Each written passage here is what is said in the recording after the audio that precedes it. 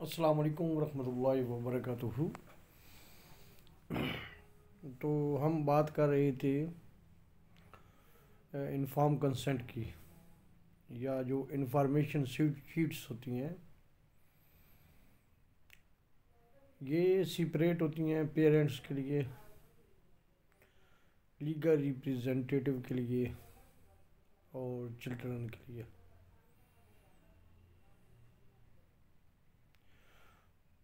और ये देखा जाता है कि बच्चों की एज के मुताबिक इंफॉर्मेशन शीट जो है वो बनाई जाती है।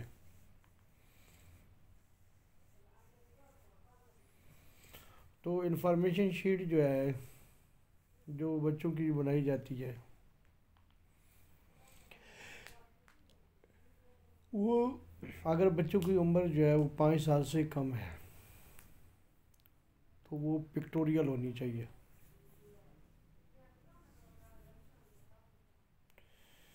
अगर उनकी उम्र जो है वो 16 साल तक है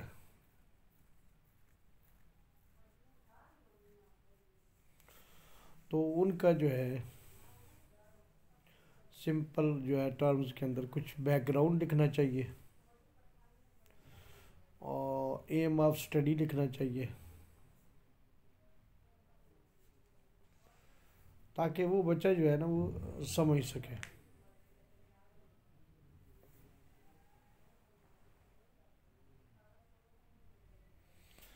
और फिर एक एक्सप्लेनेशन होनी चाहिए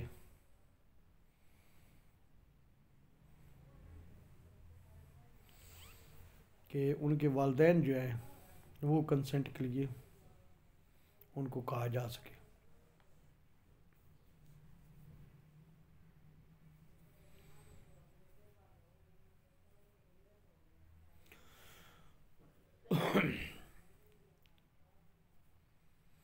अगर जो है उम्र 16 से 18 साल है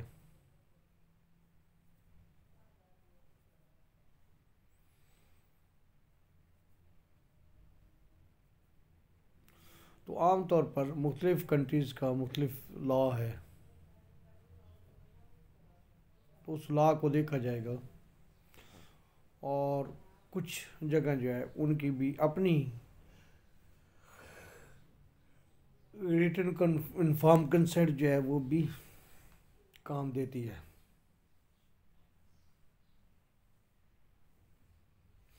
तो बच्चे की अपनी कंसेंट जो है वो हर उम्र, हर कंट्री की जो उन्होंने लिमिट रखी है उसके मुताबिक है।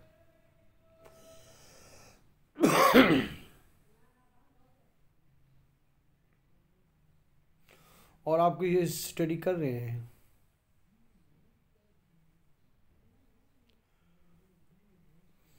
जो कि बच्चों पे है, तो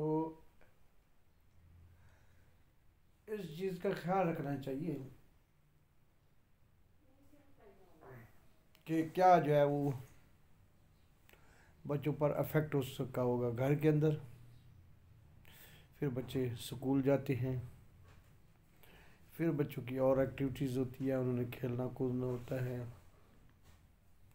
कहीं उस पर तो अफेक्ट नहीं कर रहा वो आपका ट्रायल।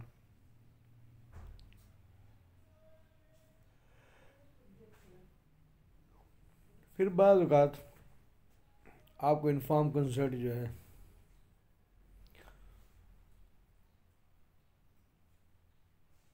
लेना पड़ता है ऐसे केसेस के अंदर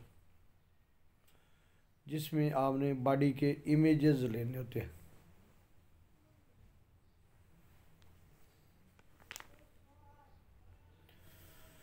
तो ख़ुसूसन जब आप बॉडी के इमेजेस ले रहे होते हैं, एक्सरेज ले रहे होते हैं, अल्ट्रासाउंड वगैरह कर रहे होते हैं, तो वो आपका मकसद, एक डॉक्टर का मकसद तो ये होता है कि डायग्नोज करना है। तो सही डायग्नोज होगा, ये जो जितने भी एक्सरेज, जितने भी ये चीज़ें होती हैं, तो ये बेसिकली अक्सर लोग जो है वो परेशान हो जाते हैं कि जब जो है वो कोई डॉक्टर्स देखता है कि पेशेंट के अंदर ये प्रॉब्लम हो सकता है, तो उसको कंफर्म करने के लिए वो टेस्ट करवाता है। उसके ज़हन में तो एक खाका बन चुका होता है, लेकिन वो उसको कंफर्म करने के लिए टेस्ट करवाता है कि ये इनको हो सकता है। उसको तशख़ीस कहते हैं। और उसके बाद फिर ज़ाहिर ट्रीटमेंट शुरू होता है।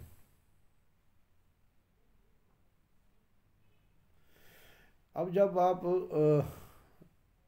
ये इमेजिंग प्रोसीजर्स जो होते हैं जिसमें जिस्म के मतलब बॉडी के पार्ट जो है उसको उसकी इमेज ले रहे होते हैं,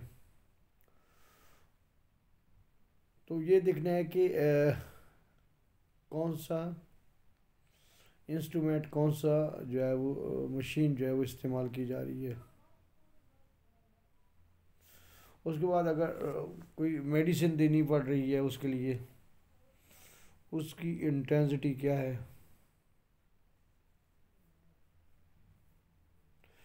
फिर आपने ये भी देखना है कि आप जो है वो बार बार कोई जो है वो एक्सरे या जो है वो अल्ट्रासाउंड ना करवाएं, क्योंकि उसमें रेडिएशन का इफेक्ट भी होता है।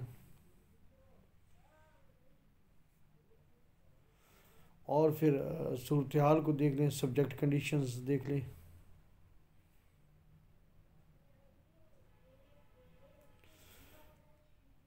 आपने किसी ऐसे बंदे को बार बार कह दिया कि आपने जो है ना वो कोई ऐसा प्रोसीजर करवाना है, ऐसा टेस्ट करवाना है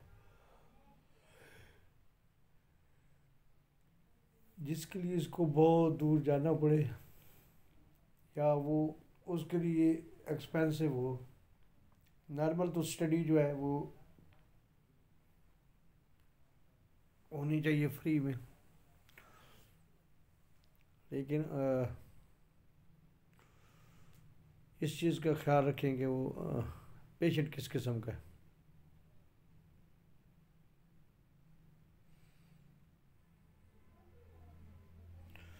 अच्छा, उसमें फिर ये होता है कि एक्सपोजर्स,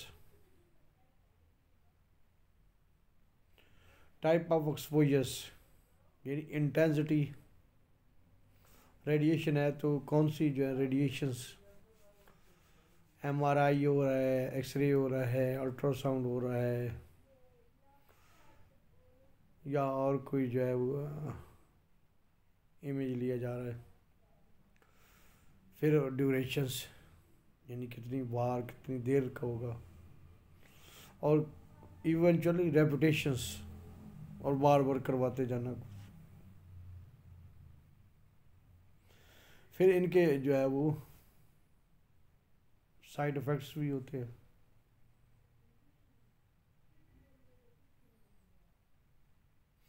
अच्छा, बाज़ औक़ात जो है वो आपको कंट्रास्ट मीडिया या कंट्रास्ट फ्लूइड इस्तेमाल किया जाता है इमेज लेने के लिए, यानी कि आपने आंतों का लेना है तो एक फ्लूइड पिलाया जाता है और फिर जो है वो इमेज लिए जाते हैं। या जो है वेसल्स को देख रहा है तो उसकी जो है वो उसके अंदर मुख्तलिफ जो है वो ऐसी चीज़ें डाली जाती हैं जो अफेक्ट करती हैं,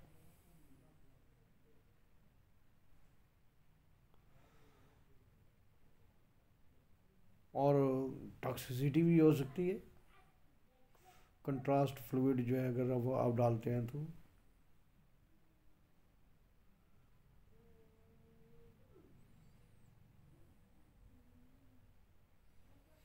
तो ये सारा जो है